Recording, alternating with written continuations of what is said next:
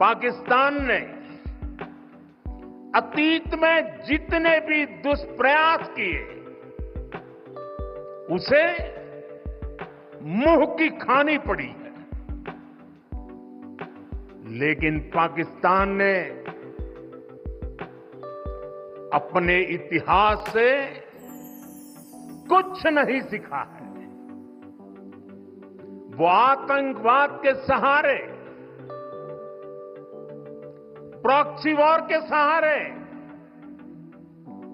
अपने आप। कारगिल विजय दिवस की 25वीं वर्षगांठ पर शुक्रवार को प्रधानमंत्री मोदी ने लद्दाख में 1999 की जंग के नायकों को श्रद्धांजलि देते हुए प्रधानमंत्री ने कहा, भारत कारगिल युद्ध से पहले शांति के प्रयास कर रहा था।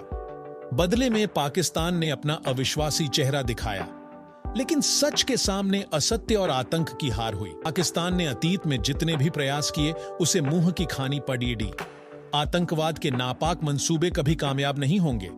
पीएम मोदी की यह बात सुनकर पाकिस्तानी मीडिया में हलचल मच गया है। तो चलिए दोस्तों देखते हैं इस पर पाकिस्तानियों का क्या रिएक्शन है। आपको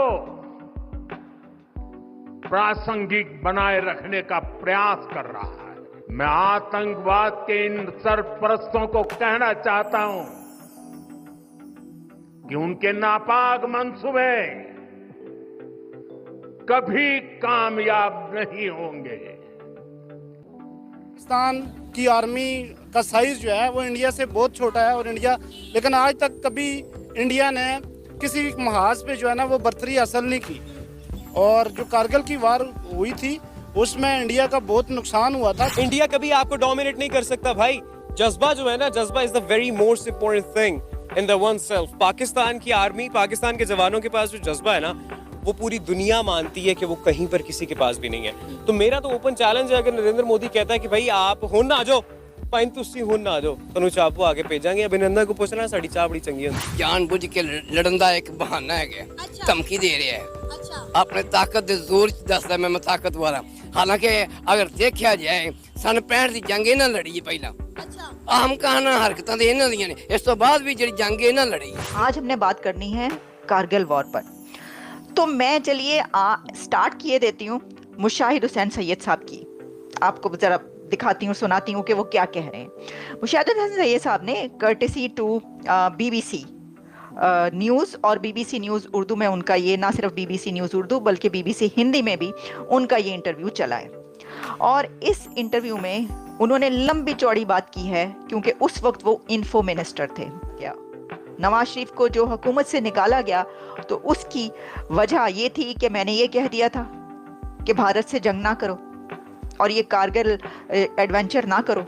मैंने इसकी मुखालफत की थी जनरल मुशर्रफ के सामने, इस वजह से मुझे निकाला गया। उन्होंने ये बात की। पाकिस्तान के लोग जो हैं वो अब अगर 10 लोगों से पूछें तो उनमें से 8 जो हैं वो कारगिल वॉर को ब्लंडर ही बताते हैं पाकिस्तान का। लेकिन आपके ख्याल से ये क्या था, और क्या वाकई में उस वक्त के प्राइम मिनिस्टर नवाज शरीफ साहब जो हैं उनको इस बारे में कुछ खबर नहीं थी? जहां तक ब्लंडर का सवाल है तो सबसे बड़ा ब्लंडर मेरे ख्याल से पाकिस्तान की तारीख में ये कारगिल है। इससे जो पाकिस्तान को लॉन्ग टर्म नुकसान हुआ है वो आज तक हमारे साथ चल रहा है। कारगिल में दोनों तरफ न्यूक्लियर वेपन्स थे, तो सारी दुनिया की नजर इस जंग पे हो गई। समझ गए आप जी। और पाकिस्तान की बदनामी ये हुई कि ये ऐसा मुल्क है जिसकी हुकूमत जो है, स्टेट का जो एक फैसला है उसको इसके अपने लोग नहीं सैबोटाज कर देते हैं। तो रोग स्टेट पाकिस्तान मशहूर हुआ। हाँ जी, पाकिस्तान को एक अनरिलायबल स्टेट कहा गया।